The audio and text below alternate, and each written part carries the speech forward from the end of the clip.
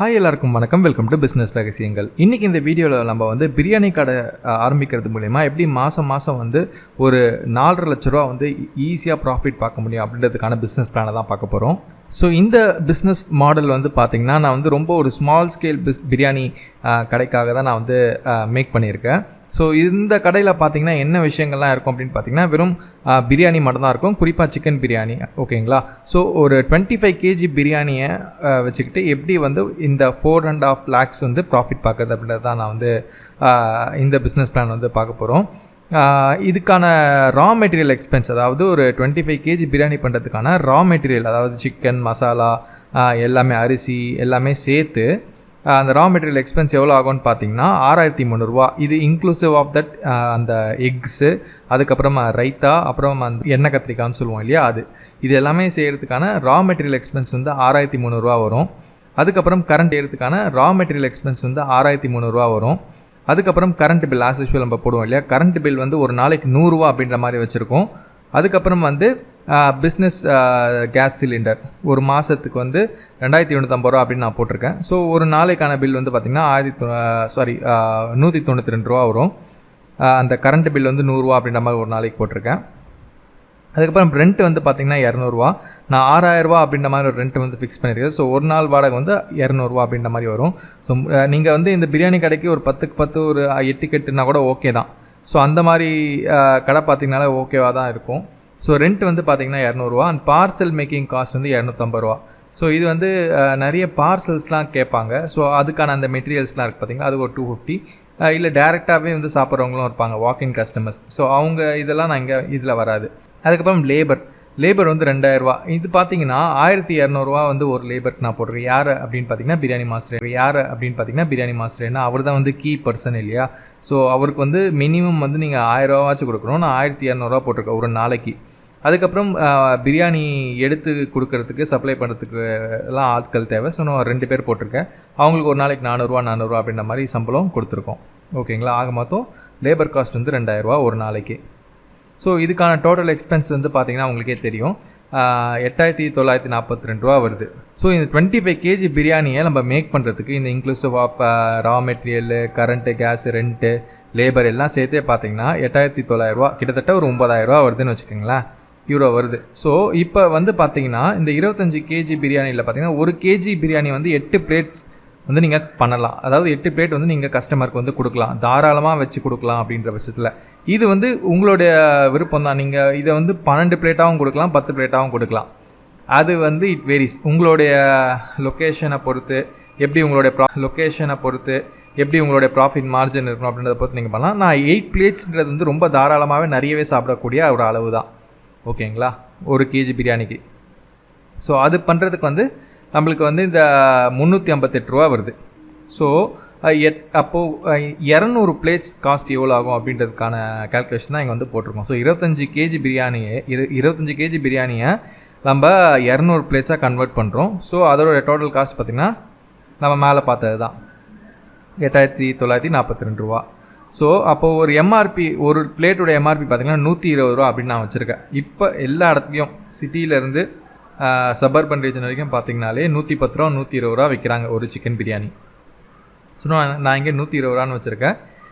இதுவுமே வந்து உங்களுடைய ஓன் ரிஸ்க்கு தான். இதை நீங்கள் 100 ரூபாய்க்கும் வைக்கலாம், இல்லை 150 ரூபாய்க்கும் வைக்கலாம், 130 ரூபாய்க்கும் வைக்கலாம். இது வந்து உங்களுடைய ஓன் ரிஸ்க். அதுக்கப்புறம் நீங்கள் இவ்வளோ 200 பிளேட் ஒரு நாளைக்கு விற்றுட்டீங்க அப்படின்னா உங்களுக்கு வந்து 24,000 ரூபா கிடைக்கும். ஸோ ஓவராலாக 24,000 ரூபா. அதில் வந்து நம்ம மேக்கிங் காஸ்ட்டை மைனஸ் பண்ணோன்னா உங்களுக்கு 15,000 ரூபா லாபம் கிடைக்கும். ஸோ இதே நீங்கள் ஒரு மாதத்துக்கு ரிப்பீட் பண்ணிங்க அப்படின்னா உங்களுக்கு ப்ராஃபிட் பார்த்திங்கன்னா 4,51,000 ரூபா கிடைக்கும். ப்ராஃபிட் மட்டும், இந்த எக்ஸ்பென்ஸ்லாம் தவிர்த்து ப்ராஃபிட் மட்டுமே உங்களுக்கு 4,50,000 ரூபா வந்து கிடைக்கும். ஓகேங்களா? இப்போது இப்போ நான் இங்கே மாற்றம் பண்ணுறேன். இங்கே 120 ரூபா வந்து நான் 110 ரூபான்னு வச்சேன்னு வச்சுக்கோங்களேன், 3,90,000 ரூபா வந்து லாபம் கிடைக்கும். இதே நான் வந்து 130 ரூபா வச்சேன்னு வச்சுக்கோங்களேன், 5,11,000 ரூபா லாபம் கிடைக்கும். ஸோ இது வந்து நீங்கள் வேரி பண்ணுறது தான். ஓகேங்களா? இது வந்து ஒரு விஷயம். இந்த கேல்குலேஷன் உங்களுக்கு புரிஞ்சிருக்கும் அப்படின்னு நான் நினைக்கிறேன். ஸோ நான் இங்கே வந்து 120 வச்சுக்கிறேன். ஸோ இது வந்து ஒரு 25 kg பிரியாணி பண்ணுறதுக்கான ஒரு பிஸ்னஸ் சார்ட். ஓகேங்களா. இப்போது ஒன் டைம் இன்வெஸ்ட்மெண்ட் அப்படின்ற ஒரு விஷயம் கண்டிப்பாக இருக்கும். ஏன்னா சில விஷயம்லாம் நான் இதுக்குள்ளே கொண்டு வர முடியாது, இந்த கேல்குலேஷன் கொண்டு வர முடியாது. ஸோ பார்த்தீங்கன்னா பேசிக் யூட்டன்சில்ஸ், நீங்கள் அந்த பிரியாணி செய்யக்கூடிய அந்த தவா, அதுக்கப்புறம் லைவ் வாக்இன் கஸ்டமருக்கு அந்த பிளேட்ஸு, அப்புறமா கரண்டி, அதுக்கப்புறம் வந்து அந்த மக்ஸு, இந்த மாதிரி நிறைய இருக்குது பேசிக் யூட்டன்சில்ஸ்னு சொல்லக்கூடிய அந்த நம்ம சமைக்கிறதுக்கான பாத்திரம், கரண்டி எல்லாமே. ஸோ அதெல்லாம் வந்து நீங்கள் ஒன் டைம் இன்வெஸ்ட்மெண்ட்டாக வாங்கணும். இதெல்லாம் நீங்கள் வந்து செகண்ட்ஸ்லேயும் வாங்கலாம், இல்லை புதுசாகவும் வாங்கிக்கலாம். அது உங்களுடைய வசதிக்கு ஏற்ப நீங்கள் வந்து பார்த்து வாங்கிக்கலாம். அதுக்கப்புறம் ஷாப் அட்வான்ஸ். இப்போ நீங்கள் வந்து 6000 சொல்கிறீங்க அப்படின்னா 50,000 அட்வான்ஸ் கேட்பாங்க. சிட்டினா 1,00,000 அட்வான்ஸ் கேட்பாங்க. அந்த மாதிரி ஷாப் அட்வான்ஸ் வந்து ஒன் டைம் இன்வெஸ்ட்மெண்ட்டு. அப்புறம் டேபிள் சேர்ஸ். ஸோ வாக்இன் கஸ்டமருக்கு டேபிள் சேர்ஸ் இருக்கணும், லைட்டிங்ஸ் இருக்கணும். ஸோ பிரியாணி கடைனா ஆம்பியன்ஸ் கொஞ்சம் நல்லா இருந்துச்சுன்னா நீங்கள் இந்த 120 150 கூட மாற்றலாம். ஸோ உங்கள் கடைக்கான ஆம்பியன்ஸ் வந்து நீங்கள் மாற்றணும். அண்ட் மார்க்கெட்டிங் ரொம்ப ரொம்ப முக்கியமாக இருக்கும். இது ஒரு ஒன் டைம் இன்வெஸ்ட்மெண்ட் தான் நான் சொல்லுவேன் மார்க்கெட்டிங். ஏன்னா நீங்கள் பிரியாணி கடை ஏன்னா இப்போ பார்த்தீங்கன்னா போஸ்ட் கோவிட் வந்து தெருக்கு ஒரு பிரியாணி கடை இருக்குது. ஸோ அந்த பிரியாணி கடையிலேருந்து உங்கள் கடையை வந்து என்ன வேல்யூ அடிஷன் பண்ணுறீங்க அப்படின்னு ஒரு விஷயம் இருக்குது. வேல்யூ அடிஷன் பண்ணுறது மட்டும் இல்லாமல் அது வந்து மக்களுக்கு வந்து அது கொண்டு போய் சேர்க்கணும். ஸோ அதுக்கு கண்டிப்பாக நீங்கள் மார்க்கெட்டிங் பண்ணி ஆகணும். ஒரு 6 மாதம் நீங்கள் கடை ஸ்டார்ட் பண்ணி ஒரு 6-8 மாதமாச்சு நீங்கள் மார்க்கெட்டிங் பண்ணிங்கன்னா தான் உங்களால் இந்த 4 லட்சம் ப்ராஃபிட் வந்து எடுக்க முடியும். ஓகேங்களா. ஸோ இதை தவிர்த்து ஒரு இம்பார்ட்டன்ட் ஃபேக்டர்ஸ்லாம் இருக்குது கன்சிடர் பண்ணுறதுக்கு, அதாவது ஒரு பிரியாணி கடை ஸ்டார்ட் பண்ணுறதுக்கு. ஓகேங்களா. ஃபஸ்ட்டு விஷயம், கஸ்டமர் சாட்டிஸ்ஃபேக்ஷன் இஸ் கீ. இது நான் எல்லா வீடியோஸ்லும் நான் சொல்லியிருப்பேன். கஸ்டமர் சாட்டிஸ்ஃபை ஆனால் மட்டும்தான் எந்த ஒரு பிஸ்னஸுமே வந்து க்ரோ பண்ண முடியும். ஸோ நீங்கள் என்ன தான் மார்க்கெட்டிங்லாம் பண்ணாலும் கஸ்டமர் சாட்டிஸ்ஃபேக்ஷன் ரொம்பவே இம்பார்ட்டன்ட். ஸோ அது இருந்துச்சுனாலே இந்த 8 மாதத்தில் பண்ண நீங்கள் மார்க்கெட்டிங்கை ஒரு 2 இயர்ஸ்லேயே உங்களுக்கு வந்து மார்க்கெட்டிங் பண்ணாமே வந்து இந்த கஸ்டமரே உங்களுக்கு வந்து நிறைய கஸ்டமர் வந்து பில்ட் பண்ணுவாங்க வேர்ட் ஆஃப் மவுத்தில். ஸோ கஸ்டமர் சாட்டிஸ்ஃபேக்ஷன் ரொம்பவே இம்பார்ட்டண்ட். அண்ட் செகண்ட் பார்த்தீங்கன்னா, டோன்ட் யூஸ் காப்பிரைட் நேம்ஸ். இந்த தலப்பாக்கட்டி, திண்டுக்கல் பிரியாணி, ஸோ இந்த மாதிரி ஆல்ரெடி எஸ்டாப்ளிஷான பிராண்டோடைய நேம்ஸ் எல்லாம் யூஸ் பண்ணாதீங்க. ஸோ அது ரொம்பவே ரிஸ்க் தான். ஸோ அதனால் முடிஞ்ச அளவுக்கு உங்களுக்கான ஒரு யூனிக் நேமை தெரிஞ்சிடுங்க. அந்த நேமை வந்து நீங்கள் ரெஜிஸ்டர் பண்ணி வச்சுக்கோங்க. இல்லை நார்மலாக ரெஜிஸ்டர் பண்ணலாம், நார்மலான ஒரு பிரியாணி நேம் வச்சுட்டு நீங்கள் போகிறது தான் எப்போவுமே safe. And maintain same quantity in all plates. So இது வந்து பார்த்தீங்கன்னா என்ன நடக்கும் அப்படின்னு பார்த்தீங்கன்னா, ஒரு டைம் நல்லா ஓடிடும், நல்லா காலி ஆகும்போது இந்த 8 பிளேட்ஸ் என்ன ஆகும், திடீர்னு 15 பிளேட்டாக மாறும் கடைசி ஒரு 2 மணி நேரத்தில். ஸோ அது வந்து it leads to dissatisfaction of the customer. So அந்த மாதிரி பண்ணாதீங்க. காலி ஆயிடுச்சுன்னு சொல்லலாம், ஒன்றும் பிரச்சனை கிடையாது. ஸோ ஒரே மாதிரியான குவான்டிட்டி அண்ட் குவாலிட்டி வந்து எப்போவுமே மெயின்டைன் பண்ணுங்கள். அண்ட் இந்த மாதிரி நீங்கள் பண்ணும் பட்சத்தில் உங்களுக்கு கஸ்டமர் சாட்டிஸ்ஃபேக்ஷன் வரும் பட்சத்தில் அவங்களே வந்து அவங்க வீட்டில் நடக்கிற பர்த்டே பார்ட்டி, சின்ன சின்ன வந்து ஆர்டர் கொடுக்க ஆரம்பிப்பாங்க.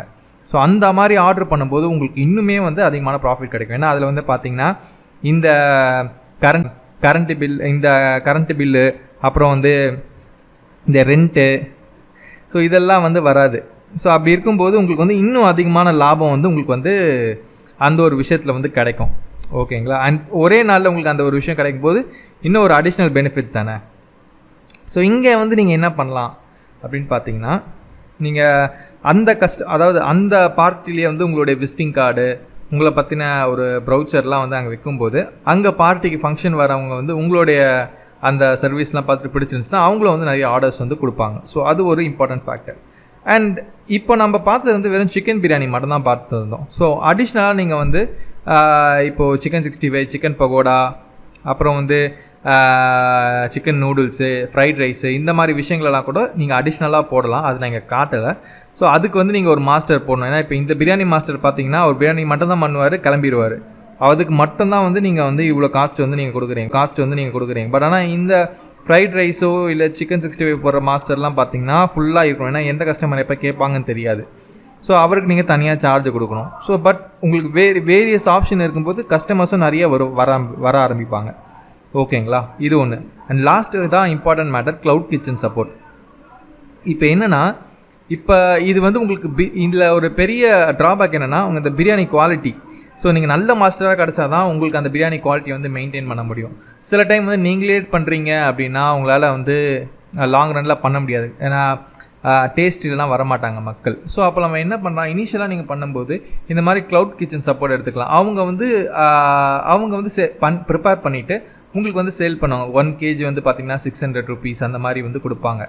ஸோ நீங்கள் அது கொஞ்சம் நீங்களே பண்ணுறதை விட அதில் வந்து கொஞ்சம் லாபம் கம்மி தான். ஒரு சப்போர்ட்டுக்காக நான் சொல்கிறேன். இல்லை ஒரு கட்டத்துக்கு மேலே உங்களுக்கு வந்து இங்கே அட் அ டைம்லேயே ஒரு 4-5 பார்ட்டி ஆர்டர் வந்துருச்சு அப்படின்னா கூட you can take support of cloud kitchen. So அந்த மாதிரி பண்ணும்போது உங்களுக்கு வந்து கஸ்டமரும் மிஸ் ஆக மாட்டாங்க, உங்களுக்கு அந்த குவாலிட்டி வந்து ஈக்குவலாக வந்து மெயின்டைன் ஆகும். ஸோ கஸ்டமர் சாட்டிஸ்ஃபேக்ஷன் உங்களால் ரீச் பண்ண முடியும். ஸோ இதெல்லாம் ஒரு இம்பார்ட்டன்ட் ஃபேக்டர் பிரியாணி கடை ஸ்டார்ட் பண்ணுறதுக்கு மாதிரி நீங்கள் நோட் பண்ணிக்க வேண்டிய ஒரு விஷயம். ஸோ இந்த வீடியோவில் வந்து நம்ம பிரியாணி கடையை ஆரம்பித்து எப்படி மாதம் வந்து 4.5 லட்ச ரூபா வந்து 4 லட்ச ரூபா கூட இல்லை, நீங்கள் 130 ரூபான்னு போட்டிங்கன்னா 5 லட்ச ரூபா கூட ஏர்ன் பண்ண முடியும். எப்படி வந்து அந்த 4 லட்ச ரூபா வந்து ஏர்ன் பண்ணுறதுக்கான பிஸ்னஸ் பிளான் வந்து நான் கொடுத்துருந்தேன். உங்களுக்கு பிடிச்சிருக்கும் அப்படின்னா நம்புறேன். அப்படி பிடிச்சிருந்துச்சுன்னா இந்த வீடியோக்கு ஒரு லைக் கொடுங்க அண்ட் உங்கள் நண்பர்களுக்கு இந்த வீடியோ வந்து ஷேர் பண்ணுங்கள். அண்ட் நம்மளை இன்னும் நீங்கள் டெலகிராம் அண்ட் ஃபேஸ்புக்கில் ஃபாலோ பண்ணலாம் அப்படின்னா லிங்க்ஸ் கீழே டிஸ்கிரிப்ஷனில் இருக்குது. மறக்காமல் போய் டெலகிராம்லையும் ஃபேஸ்புக்லையும் ஃபாலோ பண்ணி சப்போர்ட் பண்ணுங்கள். அண்ட் இதை தவிர்த்து வேறு என்ன டாபிக்ஸ் பற்றிலாம் நீங்கள் தெரிஞ்சுக்கணும் அப்படின்னு நினைக்கிறீங்களோ அதுவுமே வந்து கீழே கமெண்ட்ஸ் சொல்லுங்கள். அடுத்த வீடியோஸில் கண்டிப்பாக நம்ம டாபிக்ஸ் பற்றி மேக் பண்ணலாம். ஸோ அவ்வளோதான். மற்றும் ஒரு சுவாரஸ்யமான பதிவில் மறுபடியும் நான் உங்களை சந்திக்கிறேன். அதுவரை டேக் கேர்.